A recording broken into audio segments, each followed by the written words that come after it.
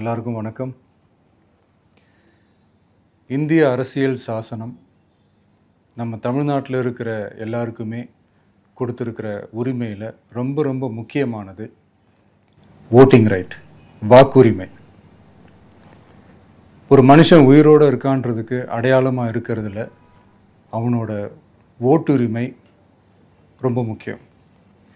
அதனால தான் voting is not only our right but also our life. ஒரு முக்கியமான விஷயத்தை பற்றி இப்போ நான் உங்ககிட்ட ஷேர் பண்ண போகிறேன். இது நான் ஃபஸ்ட்டு கேள்விப்பட்ட உடனே எனக்கே ரொம்ப ஷாக்கிங்காக தான் இருந்தது. இப்போ நான் பேசிகிட்டு இருக்கிற இந்த நேரத்தில் தமிழ்நாட்டில் இருக்கிற நம்ம யாருக்குமே ஓட்டு போடுற உரிமையே இல்லைன்னு சொன்னால் நம்புவீங்களா? நான் நீங்கள் உட்பட யாருக்குமே அது இல்லை. நான் பயமுறுத்துறேன்னு நினைக்காதீங்க, அதுதான் நிஜமும் கூட. கொஞ்சம் ஏமாந்தால் நம்மளை மாதிரியே இன்னும் லட்சக்கணக்கான பேருக்கும் இதே நிலைமை தான். ஓட்டு போடுற அந்த உரிமையே இல்லாத மாதிரி ஒரு நிலைமை வந்தாலும் வரலாம். இதுக்கு மெயின் ரீசன் அந்த எஸ்ஐஆர், ஸ்பெஷல் இன்டென்சிவ் ரிவிஷன், சிறப்பு தீவிர திருத்தம். இப்போது இந்த எஸ்ஐஆர் நம்ம தமிழ்நாட்டில் எப்படி ஒர்க் ஆக போகுது? கடந்த ஜனவரி மாதம் எடுத்த அந்த கணக்கெடுப்பில் 6,36,00,000 வாக்காளர்கள் நம்ம தமிழ்நாட்டில் இருக்கிறாங்க. ஆனால் அவங்க யாருக்குமே இந்த ஓட்டு போடுற உரிமையே இல்லை. அந்த பிஎல்ஓன்னு சொல்லுவாங்க, பூத் லெவல் ஆஃபீஸர்ஸ், வாக்குச்சாவடி நிலை அலுவலர். அவங்க தான் வீடு வீடாக போய் அந்த ஃபார்மை கொடுப்பாங்க. அதை நம்ம ஃபில்அப் பண்ணி கொடுக்கணும். அதை தேர்தல் ஆணையம் அதை எடுத்துகிட்டு போய் அதை ஸ்க்ரூட்டினைஸ் பண்ணி அது எல்லாமே கரெக்டாக இருக்கான்னு செக் பண்ணி பார்த்ததுக்கப்புறம் அந்த வாக்காளர் பட்டியலை வெளியிடுவாங்க. அந்த வாக்காளர் பட்டியலில் நம்ம பேர் இருக்கணும், அப்போ தான் நம்மளால் ஓட்டு போட முடியும். அந்த புது பட்டியல் வர்ற வரைக்கும் நம்ம வாக்காளர்களான்றது அது உறுதியே செய்ய முடியாது. இன்கேஸ் அந்த புது பட்டியலில் நம்ம பேர் இல்லைன்னா அது ஒரு தனி ப்ராசஸ், அது ஒரு தனி ஃபார்ம், அது ஒரு தனி கிளைம்ன்ற மாதிரி அது ஒரு வேறு வேலை.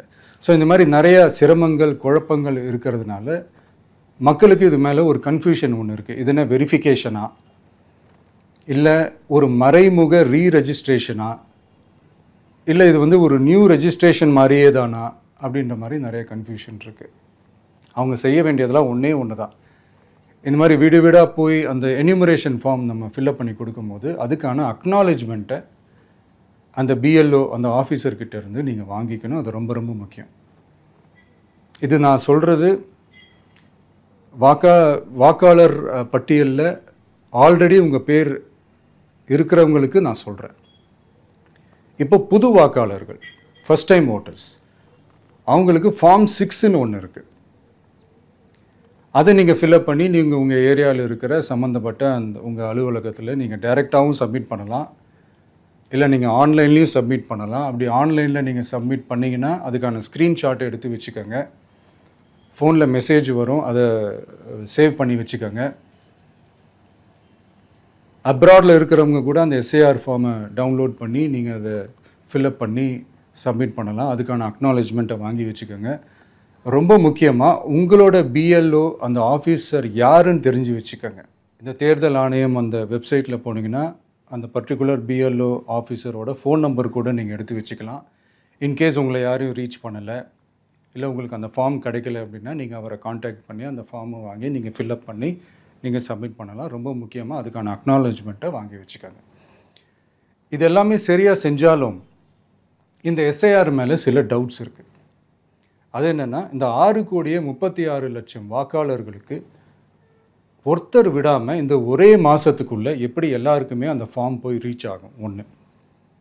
ரெண்டாவது, நீங்கள் வரும்போது வீட்டை பூட்டிட்டு வேலைக்கு போயிட்டு என்ன பண்ணுறது? இப்போ நீங்கள் வருவீங்கன்றதுக்காக வேலையெல்லாம் விட்டுட்டு வீட்டுக்குள்ளேயே உட்காந்துட்ருக்கணுமா? ஸோ இதில் மெயினாக பாதிக்கப்பட போகிறது உழைக்கிற மக்கள், ஏழைகள், வேலைக்கு போகிற பெண்கள். இவங்களுக்கு யார் கரெக்டான அந்த பதில் சொல்ல போகிறது? ஒரு நியாயமான எஸ்ஐஆர்னால் என்ன நடக்கணும்? இப்போது இறந்து போனவங்களை மார்க் பண்ணி அதுலேருந்து டிலீட் பண்ணணும். இப்போ போலி வாக்காளர்கள் இருந்தாங்கன்னா அவங்கள மார்க் பண்ணி டிலீட் பண்ணணும். இப்போ ஆல்ரெடி ஓட்டு இருக்கிறவங்களுக்கு எதுக்கு இந்த ரெஜிஸ்ட்ரேஷன் என்ற பேரில் இவ்வளவு குழப்பங்கள் அப்படின்றது தான் எங்கள் கேள்வி. இப்போ புதுசாக வர வாக்காளர்களையோ இல்லை ஓட்டு இல்லாதவங்களையோ சேர்த்தா பத்தாதா? இப்போ ரீசெண்டாக நடந்த இப்போ எலெக்ஷன் 2021, 24 எப்படி எல்லாருமே ஓட்டு போட்டோம்? அதில் ஓட்டு போட்டவங்க கூட இப்போ புதுசாக ரெஜிஸ்டர் பண்ணணும்னா அது ஏன் அந்த கன்ஃபியூஷன் அப்படின்றதான் நாங்கள் கேட்குறோம். அதனால தான் நாங்கள் எஸ்ஐஆரை எதிர்க்கிறோம். இப்போ புதுசாக சில கம்ப்ளைண்ட்ஸ்லாம் வர ஆரம்பிக்குது. அது என்னென்னா முக்கியமாக நம்மளுடைய டிவிகே தோழர்களுக்கு அந்த ஃபார்ம் கிடைக்க மாட்டேங்குது, கொடுக்க மாட்டேன்றாங்க அப்படின்ற சில கம்ப்ளைண்ட்ஸ். இது யார் பண்ணுறாங்க அப்படின்றது நான் தான் சொல்லி தெரிய வேணும்னு ஒன்றும் அவசியம் இல்லை உங்களுக்கு. இப்போ இருக்கிற ஆட்சியாளர்கள் அவங்களுக்கு கைப்பாவையாக இருக்கக்கூடிய சில பேர் வந்து இதை செய்ய ஸ்டார்ட் பண்ணியிருக்கிறாங்க. அதனால் மைடியர் வர்ச்சுவல் வாரியர்ஸ், இதை வந்து சாதாரணமாக எடுத்துக்காதீங்க. இது எல்லாருக்குமே அந்த ஃபார்ம் போய் ரீச் ஆகணும். இதில் ரொம்ப உறுதியாக இருங்க. அதையும் மீறி உங்களுக்கு அந்த ஃபார்ம் கிடைக்கலன்னா இருக்கவே இருக்கும் ஆன்லைன். தேர்தல் ஆணையம் அந்த வெப்சைட்டில் போய் அந்த ஃபார்மை டவுன்லோட் பண்ணி நீங்கள் ஃபில்அப் பண்ணி சப்மிட் பண்ணலாம். உங்கள் வீட்டில் இருக்கிறவங்களுக்கு நீங்கள் செஞ்சு கொடுங்க, பக்கத்து வீட்டில் இருக்கிறவங்களுக்கு செஞ்சு கொடுங்க, தெரிஞ்சவங்களுக்கு, தெரியாதவங்களுக்கு, பழகினவங்களுக்கு, பழகாதவங்களுக்கு எல்லாருக்குமே நீங்கள் தயவு செஞ்சு கொடுங்க. அண்ட் ரொம்ப முக்கியமாக நம்ம ஜென்சி கிட்ஸ், நம்ம ஃபஸ்ட் டைம் ஓட்டர்ஸ், நம்ம புது வாக்காளர்கள், நம்ம நண்பா நண்பிகள், அவங்க ரொம்ப கேர்ஃபுல்லாக இருக்கணும். நான் ஆல்ரெடி சொன்ன மாதிரி உங்களுக்கான ஃபார்ம், அந்த ஃபார்ம் நம்பர் 6, அதை கரெக்டான டீட்டெயில்ஸோட கரெக்டான உங்கள் டாக்குமெண்ட்ஸை வச்சு அதை சப்மிட் பண்ணுங்கள். ஏன்னா வரப்போகிற தேர்தலில் நீங்கள் தான், அந்த ஜென்சி வாக்காளர்கள் தான் மிக முக்கியமான ஒரு ஃபோர்ஸ் அப்படின்றது எல்லாருக்குமே தெரிஞ்ச ஒரு விஷயம். அதனால் உங்களை டிஸ்டர்ப் பண்ணுறதுக்கு, உங்கள் பேரை அதில் இன்க்ளூட் பண்ணாமல் செய்கிறதுக்கு என்னென்ன வேலைகள் செய்யணுமோ, என்னென்ன தில்லுமுள்ளு வேலைகள் செய்யணுமோ எல்லாமே அவங்க செய்வாங்க. இது நமக்கு எல்லா திசையிலையும் எல்லா பிரச்சனைகள் கொடுத்துட்டு தானே இருக்கிறாங்க. அது டிஃபால்ட்டாக நடந்துட்டு தான் இருக்கும், அது ஒன்றும் பண்ண முடியாது. ஸோ அந்த மாதிரி ஓட்டு போடுற விஷயத்துலேயும் அவங்க என்ன உத்தரமராக மாறவா போகிறாங்க? இப்போ நான் சில மீட்டிங்ஸ்லலாம் ரிப்பீட்டடாக ஒரு விஷயம் நான் சொல்கிறேன்ல, 2 பேருக்கு நடுவில் தான் போட்டி அப்படின்ட்டு. அது மேடைக்கு மேடை அவங்க அதை ப்ரூவ் பண்ணிகிட்டு இருக்கிறாங்க. அதனால் தோழர்களே, வரப்போகிற தேர்தலில் நம்ம யாருன்னு காட்டணும், நம்ம பலம் என்னன்னு காட்டணும். அதுக்காக அந்த பலமான, அந்த பவர்ஃபுல்லான ஆயுதத்தை நம்ம கையில் எடுக்கணும். அந்த ஆயுதம் வேறு எதுவுமே இல்லை, ஓட்டு, வாக்கு, ஜனநாயகம். அது இருந்தால் தான் நம்ம அந்த வெற்றியை நோக்கியே நம்மளால் பயணிக்க முடியும். தமிழ்நாடே அந்த வாக்குச்சாவடி முன்னாடி திரண்டு நிற்கணும்.